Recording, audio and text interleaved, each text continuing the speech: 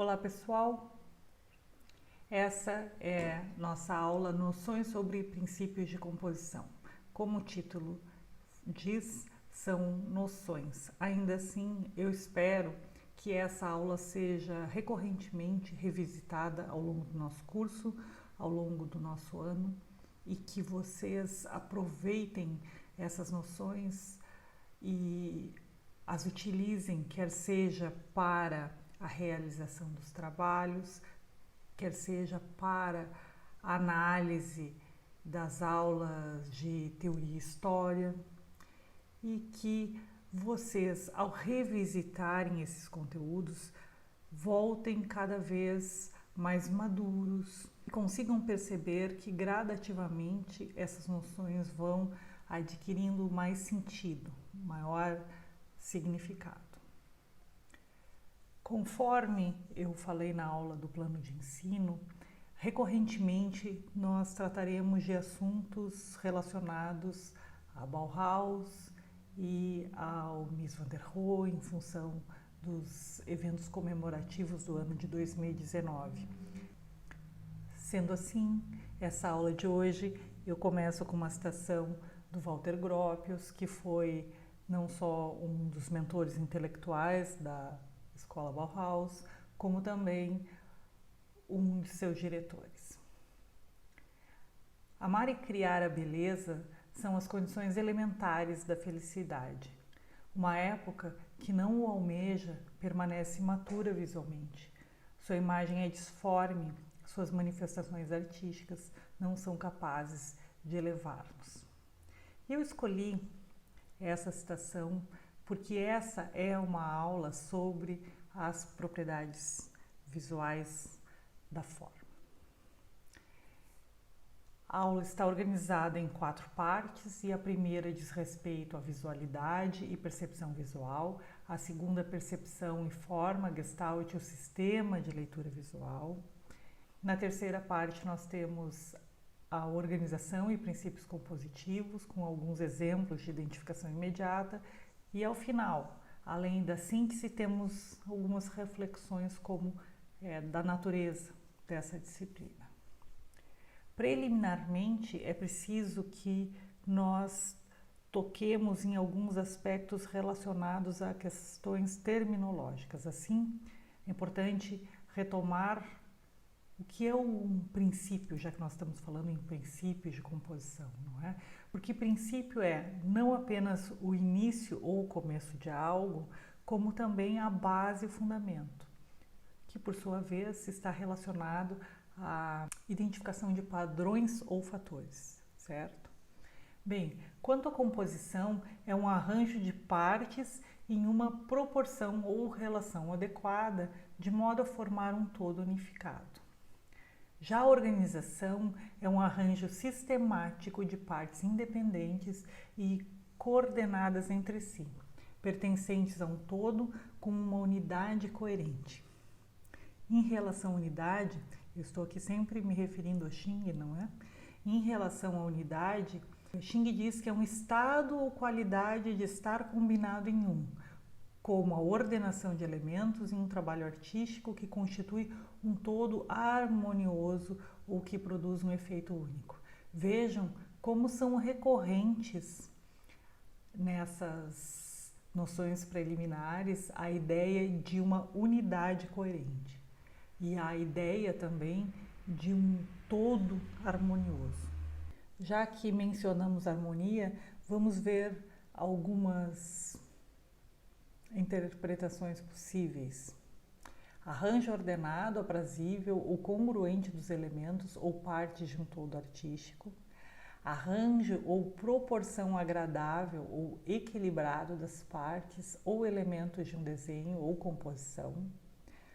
E a harmonia é também uma das categorias conceituais fundamentais para entender o sistema de leitura visual do objeto. E em diversos momentos vocês me verão me reportar tanto a elementos de uma determinada edificação, como a edificação como um todo, como objeto. E por que eu faço isso? Porque objeto justamente compreende e significa toda e qualquer manifestação visual da forma, passível de ser lida e interpretada. Bem, a Gestalt aborda o universo da organização da forma, oferece parâmetros para desmistificar a afirmativa de que beleza não se discute ou que beleza é uma qualidade subjetiva. Os princípios da Gestalt fornecem subsídios importantes para a vivência de uma experiência estética, não só para usufruir o sentimento de beleza, mas para produzi-la nas diversas manifestações visuais. E é nesse sentido que eu falei que espero que vocês retomem esse material aqui, porque ele nos ajuda não apenas a usufruir o sentimento de beleza ou mesmo interpretá-lo, mas também produzir. Então, tomem essa aula como uma caixinha de ferramentas que podem ser usadas tanto para interpretar o mundo e as suas formas, quanto para efetivamente produzir. Bem, a Gestalt é uma teoria sobre o fenômeno da percepção e define princípios básicos que regem as forças internas da percepção. E ela é também uma referência para diversos campos onde a manifestação visual é importante, como o design e a comunicação social, as artes visuais, a arquitetura e urbanismo e as ciências ambientais.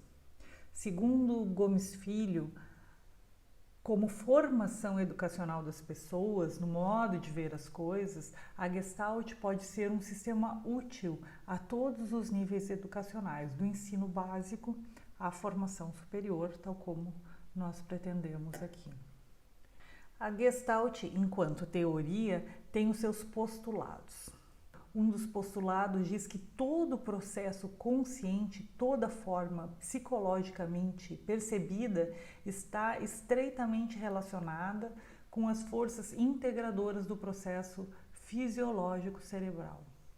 A hipótese para explicar a origem dessas forças integradoras é atribuir ao sistema nervoso central um dinamismo autorregulador que, à procura da sua própria estabilidade, tende a organizar as formas em todos coerentes e unificados. Nossa percepção é, portanto, o resultado de uma sensação global. As partes são inseparáveis do todo e são outra coisa que não elas mesmas fora desse todo. Não vemos partes isoladas, mas relações, uma parte na dependência de outra parte. E assim, passamos para as leis da Gestalt.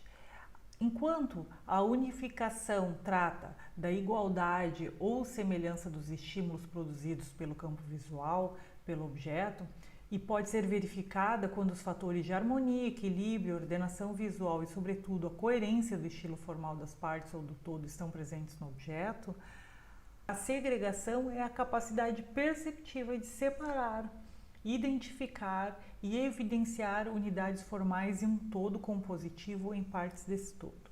Em conjunto, essas duas leis nos permitem olhar para a parte e o todo sem que esse objeto perca o seu sentido. É a segregação que nos permite olhar para cada um desses elementos presentes e diversos elementos, não é? Diversos elementos distintos que existem nessa torre, e ao mesmo tempo é a unificação que nos permite entendê-la como um objeto único. E são essas mesmas capacidades de segregação e de unificação que nos permitem olhar para uma roda, seja uma roda gigante, seja uma roda de bicicleta, e entender que, ainda que nós possamos identificar elementos que nós chamamos de as partes do objeto, por outro lado, nós consigamos ter uma capacidade integradora de unificação, certo? E enxergar a roda como um todo. Além dessas duas, nós temos também a ideia de fechamento. Vejam esse esquema aqui. Ainda que nós tenhamos só os cantos aqui deste quadrado, na verdade, o nosso cérebro tem a capacidade de ler isso como um elemento fechado. Como isso se aplica à arquitetura? Bem, eu trouxe aqui um exemplo da Faculdade de Arquitetura da Universidade do Porto, que dispõe de uma série de edifícios aqui colocados lado a lado, com um vão existente entre eles. E é um exemplo muito semelhante a esse esquema aqui do que foi desenhado e do que vemos, porque na verdade, ainda que o que tenha sido desenhado sejam prédios isolados e com um bom distanciamento entre eles, na verdade nós temos uma ideia de fechamento, especialmente eu diria para vocês, quando dentro desse pátio central, porque do outro lado isso se repete também. Então a ideia de fechamento aqui é muito clara, nós chegamos ao ponto de realmente nos sentirmos acolhidos no interior desse pátio em função dessa ideia de fechamento que essa disposição oferece, ainda que de fato existam aqui vãos livres bastante significativos. Bem, uma outra noção importante é a ideia de continuidade. Então vejam aqui essa sucessão de bolinhas, de pontos, não é? Ainda que o que esteja desenhado novamente tenha um afastamento entre os elementos, de fato a nossa mente integradora tende a realizar uma ideia de fechamento. Eu gosto muito desse exemplo da cúpula do parlamento alemão, que é um projeto do Norman Foster. O projeto anterior é do Álvaro Siza, eu não falei isso para vocês, mas esse projeto do Norman Foster, ele tem, com essa estrutura metálica e esse fechamento de vidro, na verdade, o que foi desenhado é bem vazado. E nós temos uma capacidade perceptiva de enxergar isso como um domo contínuo, com uma semicircunferência contínua, quando na verdade ela é formada por um jogo de estrutura metálica com vidro, estrutura metálica com vidro, não é? Não existe essa continuidade que a nossa percepção nos oferece. Bem, em relação ao princípio da semelhança, essa ideia de continuidade ela é ainda mais reforçada quando nós temos uma sucessão de elementos semelhantes. Vejam como esse é um projeto do Renzo Piano, em Londres. Vejam como essa sucessão de elementos semelhantes aumenta, inclusive, a ideia de verticalidade. A proximidade é uma lei que nos diz que a ideia de verticalidade, ou a ideia de horizontalidade, ou a ideia de continuidade, elas acabam sendo reforçadas pela proximidade dos elementos. Vejam aqui que tanto essa ideia vertical é reforçada pela proximidade dos elementos, quanto a própria horizontalidade aqui resulta com ênfase, eu diria, aqui na base também, né? Nós temos elementos repetidos e próximos, e isso acaba reforçando uma ideia de horizontalidade em função da proximidade desses elementos. Eventualmente, se houvesse um distanciamento maior, essa ideia de horizontalidade ou de verticalidade poderia ser comprometida. Bem, pregnância é um dos princípios, eu diria, mais integradores da Gestalt, porque ela diz respeito à nossa capacidade de síntese. Então, ainda que nós tenhamos aqui uma série de elementos diferentes, dispostos de forma bastante distintas, na verdade, o nosso cérebro entende que isso aqui é um projeto único. Por mais estranho que esse objeto seja para a nossa percepção cotidiana, nós conseguimos entender esse projeto como algo único, justamente pela nossa capacidade de buscar e estabelecer síntese. E o mesmo acontece nesse projeto.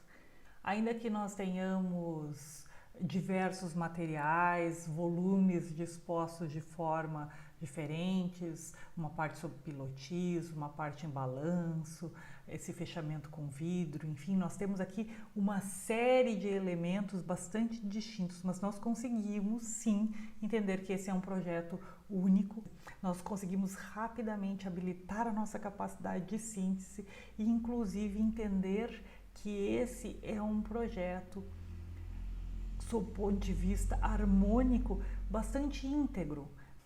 Ele tem bastante pregnância, ou seja, ele é bastante harmônico, ainda que desafie os princípios da inércia visual, ainda que sob o ponto de vista estrutural ele seja um desafio para o nosso cérebro, sob o ponto de vista da pregnância, ele é bastante harmônico. Bem, a forma está relacionada, como nós estamos vendo, à aparência do objeto. A percepção da forma é o resultado de uma interação entre o objeto físico, o meio de luz, agindo como transmissor de informação. É um termo abrangente que tem vários significados. Em projeto, frequentemente utiliza-se para denotar a estrutura formal de um trabalho, a maneira de dispor e coordenar os elementos e partes de uma composição de forma a produzir uma imagem coerente. Mas notem que enquanto a forma inclui o sentido de massa e volume, o formato refere-se ao aspecto essencial da forma, que governa a sua aparência, refere-se à configuração ou disposição relativa de linhas ou contornos que delimitam uma figura ou forma. Então, muitas vezes, quando nós estamos falando do conjunto de uma obra arquitetônica, nós, na verdade, estamos nos referindo à forma, não é? Em relação às propriedades da forma, interessa dizer que todas as propriedades da forma são, na realidade, afetadas pelas condições nas quais as observamos. Uma perspectiva ou um ângulo de visão variáveis apresentam diferentes formatos ou aspectos de uma forma aos nossos olhos. A nossa distância com relação a uma forma determina o seu tamanho aparente. As condições de luz em que vemos uma forma afetam a claridade de seu formato e estrutura. E o campo visual que circunda uma forma influencia a nossa capacidade de percebê-la e identificá-la. Em relação às propriedades visuais das formas, interessa apontar essas 4 questões. O formato. Vejam aqui a diferença de forma e formato, eu acho que esse esquema é bastante representativo. O tamanho, a cor e a textura. Quanto às propriedades relacionais da forma, podemos apontar a posição, que varia, conforme dissemos, conforme está localizado o observador, assim como a orientação. E a inércia visual diz respeito às relações de estabilidade da forma. Então eu dei um exemplo ali, aqueles 2 exemplos de pregnância, nos 2 havia, eu volto ali, nos 2 havia um desafio à estabilidade, não é? À inércia visual, conforme nós podemos ver nesse aqui e também nesse. Ainda com a existência desse desafio à inércia visual, como eu disse para vocês, as relações das partes e do conjunto dessas obras não fazem com que ela perca a sua harmonia. Bem, agora eu vou passar para vocês, saindo um pouco dessa literatura da Gestalt, mas de certa forma tendo ela como pano de fundo, eu vou passar alguns princípios de organização para vocês que foram sistematizados a partir do livro do Xing, que está referenciado na nossa bibliografia base. São noções e eu espero que vocês utilizem essas noções como uma caixinha de ferramentas, tanto como eu tenho dito para a leitura do que eu digo para vocês, daqui por diante, quanto para o momento de lançamento e de projeto e de organização dos trabalhos de vocês e do projeto no final do ano, certo? Bem, a organização centralizada diz respeito à organização das partes em torno de um núcleo central, seja ele circular ou não, certo? Então existe uma dominância do núcleo central no esquema de organização. Vejam, nessa capela, mesmo que ela tenha sido edificada a posteriori, interessa que para a nossa leitura visual ela tem uma dominância em relação às outras formas existentes.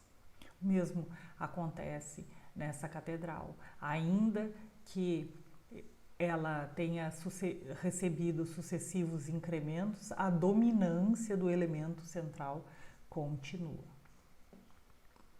e é perceptível.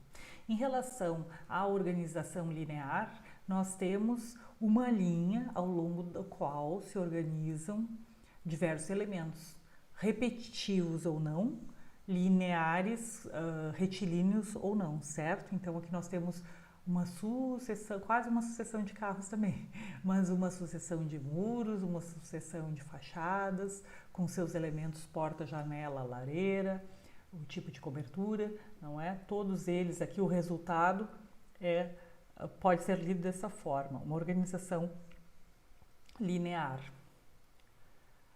Essa linearidade, ela pode se dar em apenas um dos lados ou dos dois, não é? Ela pode ser bilateral, como nós dizemos, como é o caso dessa...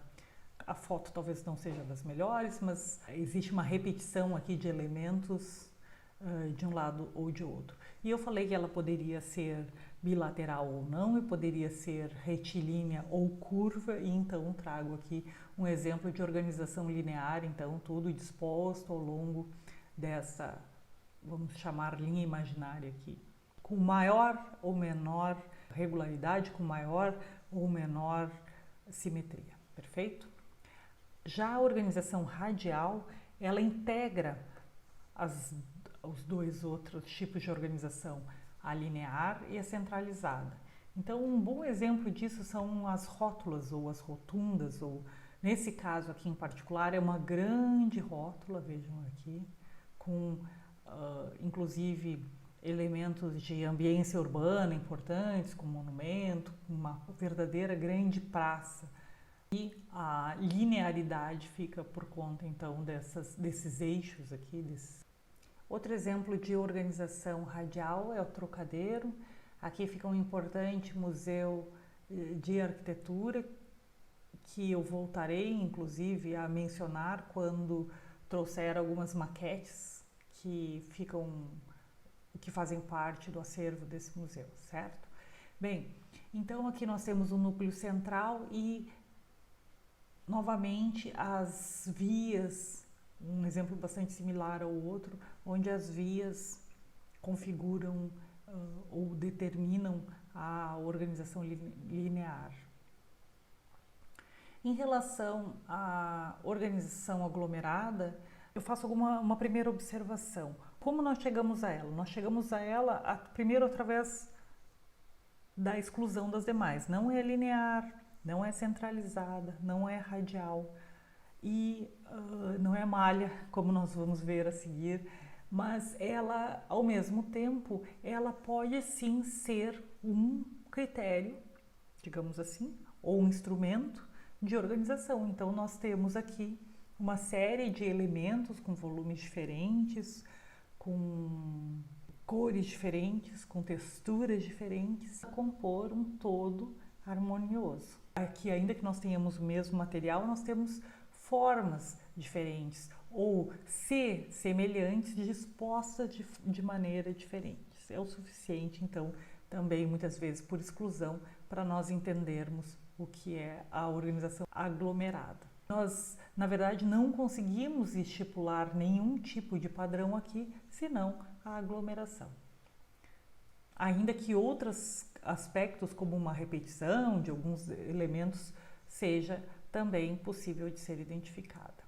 Já a organização em malha, ela diz respeito a uma organização tridimensional. É muito fácil ver e identificar esse tipo de organização quando nós olhamos para a estrutura dos objetos. Então, pode ser uma estrutura de madeira, como aqui no caso dessa arquitetura em Chaimel, pode ser uma estrutura em concreto, como é o caso aqui da unidade habitacional do Le Corbusier. Pode ainda haver uma unidade através de uma estrutura metálica, como é o caso desse slide. Agora eu quero apresentar o eixo, a hierarquia, ritmo, simetria, pauta e transformação, que são agora princípios não de organização, mas princípios de composição.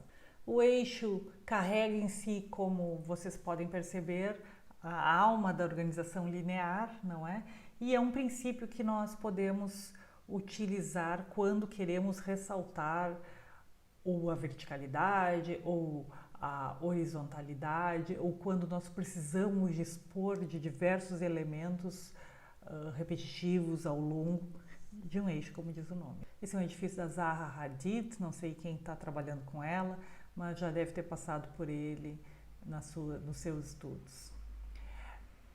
Em relação ao princípio da simetria, é interessante observar que, em um primeiro momento, nós pensamos sempre numa simetria bilateral, mas em arquitetura isso nem sempre é possível. Então, como nesse exemplo aqui, muitas vezes nós precisamos quebrar a simetria em função de aspectos do programa ou de distribuição dos ambientes, enfim, em função de diversos aspectos, muitas vezes não utilizamos a simetria bilateral, mas nem por isso esse deixa de ser um princípio bastante perceptível num projeto como esse aqui.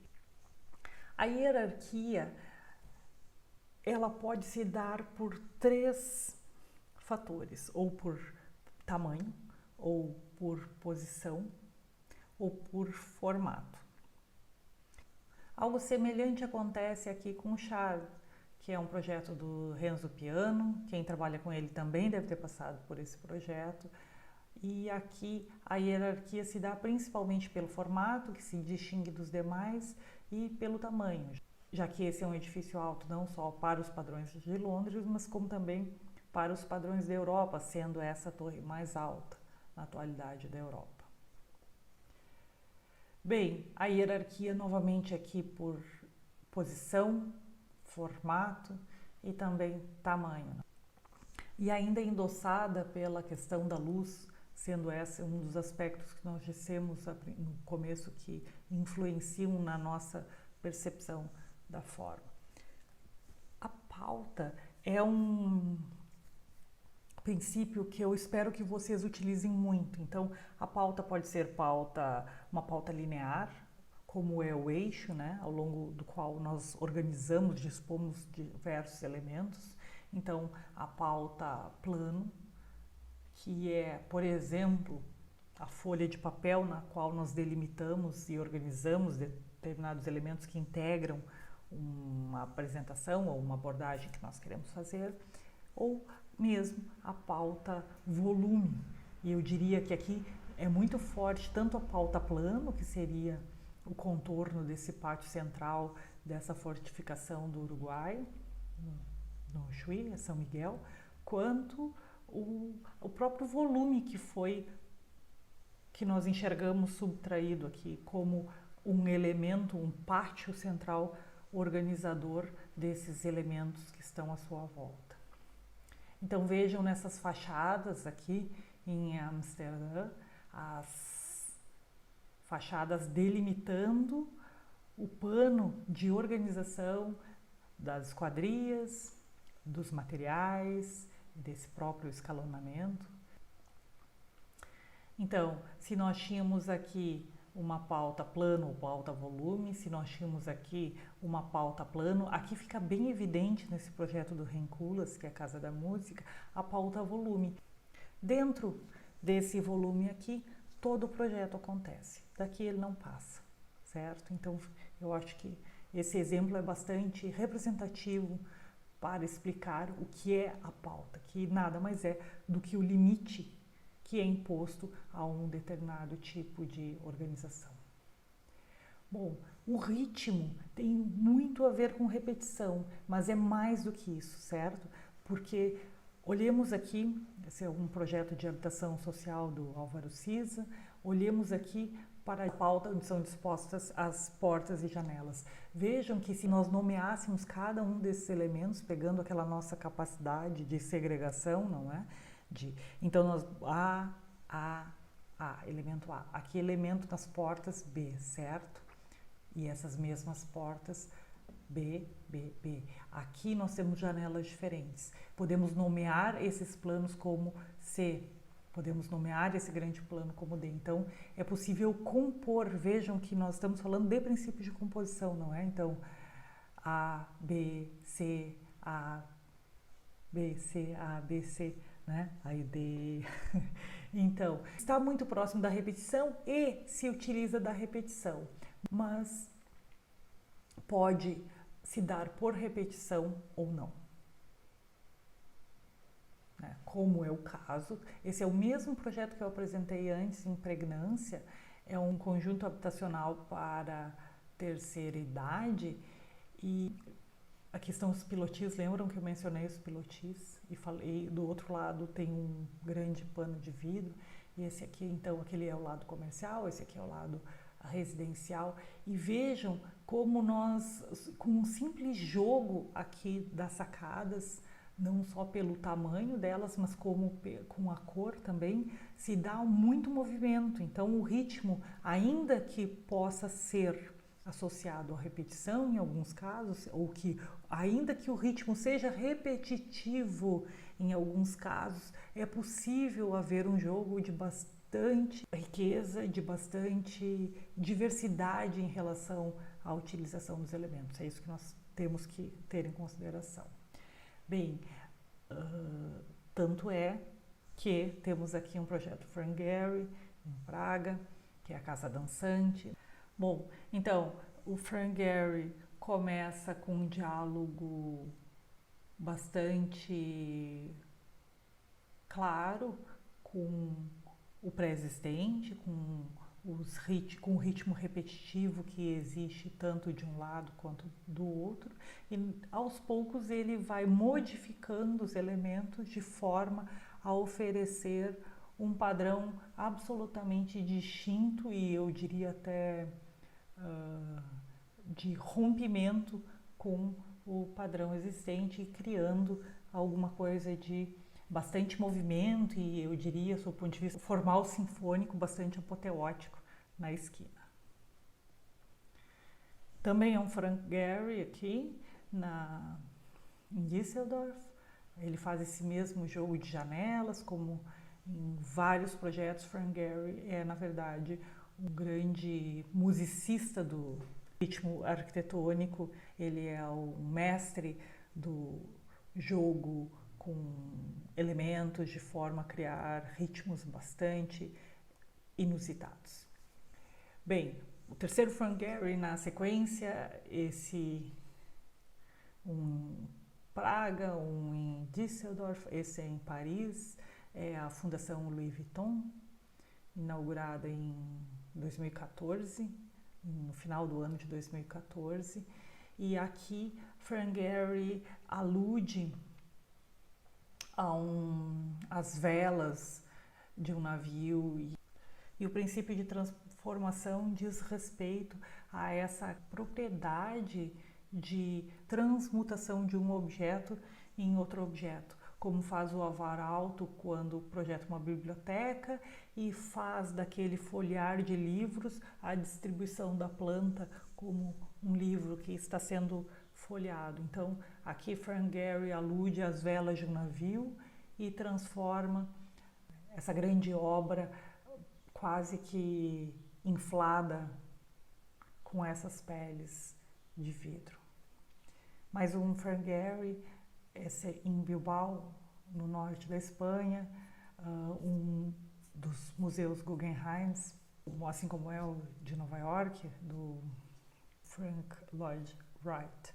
Então, aqui novamente, Frank Gehry faz uma alusão ou utiliza a ideia de um barco, essa é uma zona portuária com uma atividade industrial bastante forte e Frank Gehry resolveu usar esses elementos, o barco, o metal, aqui no caso foi usado o titânio. Então ele faz com que essas formas aludam àquele contexto histórico ali pré-existente, e é dessa forma que esse princípio então se presta para darmos conta de nos comunicarmos com uma realidade de forma metafórica.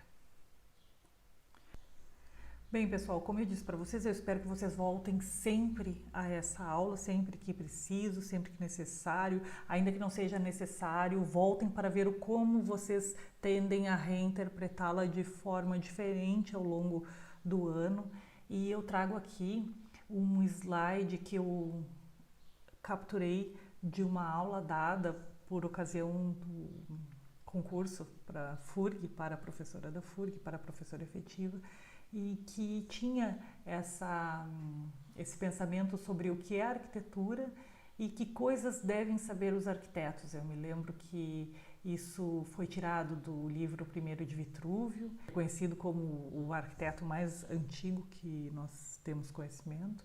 E para Vitrúvio, a arquitetura, então, tem 3 pilares, não é? Utilitas, firmitas e venustas, que são a funcionalidade, a solidez e a beleza. Ainda que isso tenha sido bastante interpretado, reinterpretado, relido e discutido ao longo dos anos, eu acho sempre importante nós voltarmos a essas leituras primitivas, primeiras, e quando eu vi isso me chamou muita atenção, porque a minha preocupação durante o concurso e ao longo dos anos sempre tem sido a mesma. Afinal de contas, o que é arquitetura e urbanismo e que coisas devem saber os engenheiros?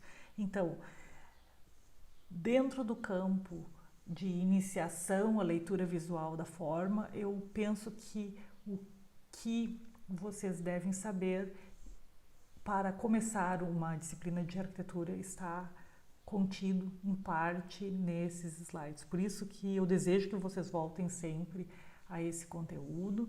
Bem, e daqui por diante nós vamos começar uma sucessão de conteúdos relacionados à teoria e história da arquitetura, e com uma viagem ao tempo, eu poderia dizer para vocês. Mas dificilmente voltaremos a essas questões de forma tão metodicamente como fizemos aqui. Mas ainda que nós não façamos isso na sala de aula, eu espero mesmo que vocês, por conta própria, de vez em quando voltem nessa aula, deem uma olhada, e se tiverem alguma dúvida, venham até mim para conversarmos, para discutirmos o que está aí. Eu tenho uma bibliografia para recomendar para vocês, que provavelmente esteja aqui. Então, deem uma olhada nessa bibliografia, conversem comigo e até a próxima aula.